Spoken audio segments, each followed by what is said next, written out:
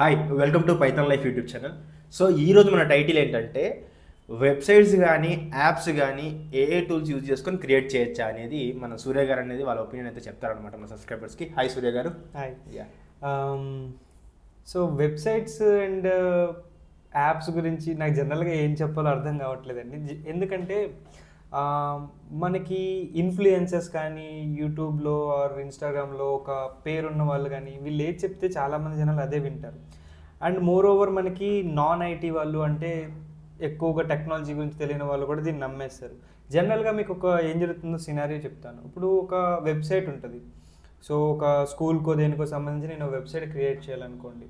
So ఈ వెబ్సైట్లో నాకు లెట్స్ ఒక లాగిన్ పేజ్ ఉంది, ఒక రిజిస్ట్రేషన్ పేజ్ ఉంది. లాగిన్ అయిన తర్వాత వాడికి ఏదో కొన్ని డీటెయిల్స్ అవి వస్తాయి. సో ఇలాంటి థింగ్స్ అనేవి ఏ ప్రాంప్ట్ ఇంజనీరింగ్ లైక్ లవబుల్లో బోల్టో ఇలాంటి వాటిలో చేసి మనం ఇవ్వచ్చు.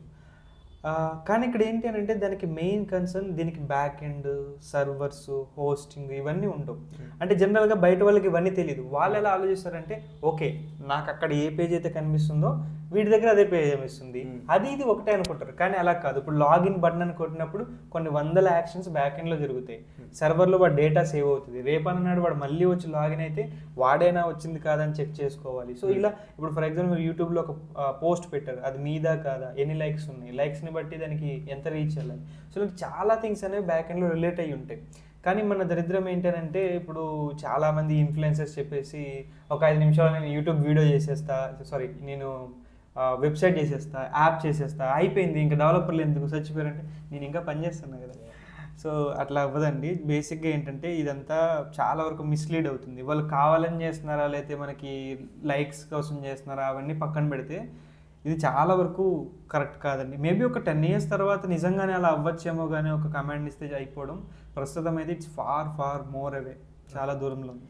సరే, ఇంకోటి వచ్చేసరికి ఏంటంటే కొన్ని మార్కెటింగ్ చూస్తున్నాం కదా, లైక్ 9 రూపీస్కి 15 రూపీస్కి ఏ కోర్స్ ఇన్ 3 hours, లైక్ వాళ్ళు ఆల్రెడీ ఏదో జాబ్ చేస్తూ ఉంటారు. ఈ 9 రూపీస్ కోర్స్ తీసుకుంటే వాళ్ళకి 100% హైక్ వచ్చిందని లేకపోతే 1 year ప్యాకేజ్ వచ్చిందని, దాన్ని ఏ విధంగా మీ ఒపీనియన్ చెప్తారు? జనరల్గా నన్ను అడిగితే మాత్రం ఇది ఒక అంటే మోస్ట్ ఆఫ్ ది థింగ్, అందరూ అని చెప్పట్లేదు కానీ మోస్ట్ ఆఫ్ ది టైమ్స్ ఇది ఏంటి అని అంటే వాళ్ళు మనీ ఎర్న్ చేసుకోవడం కోసమే అండి. మీరు జనరల్గా ఆలోచిస్తే దీని వెనకాల ఒక చిన్న స్ట్రాటజీ ఉంటుంది.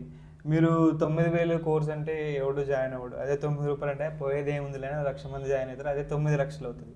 ఓకే, మనీ పరంగా పక్కన పెడితే అందులో ఉండే కంటెంట్ ఏమన్నా మోస్ట్ యూస్ఫుల్గా ఉంటుందా అంటే it is useful, but not in the sense of మనకి జాబ్ వచ్చేసి అంత యూస్ఫుల్ కాదండి. అది ఎలా అంటే మీ డైలీ లైఫ్లో ఏమన్నా టూల్స్ వాడుకొని మీ ప్రొడక్టివిటీ ఇంక్రీజ్ చేసుకోవడానికి, మీకు ఏదన్నా లంచ్ చేసినప్పుడు పోస్ట్ చేయాలనుకోండి, ఆ పోస్ట్ని ఎడిట్ చేసుకోవడానికి, లేదంటే మీరు ఏదన్నా వర్క్ ఉందంటే దాంట్లో హెల్ప్ చేయడానికి, ఇలాంటి వాటి యూజ్ అవుతుందిలే. కానీ దాని మీదే డిపెండ్ అయిపోయి జాబ్ వచ్చేలా అయితే 9 రూపాయలకి 9 లక్షల మందికి వచ్చేలే కదా ఇప్పుడు జాబ్ రాలేదు.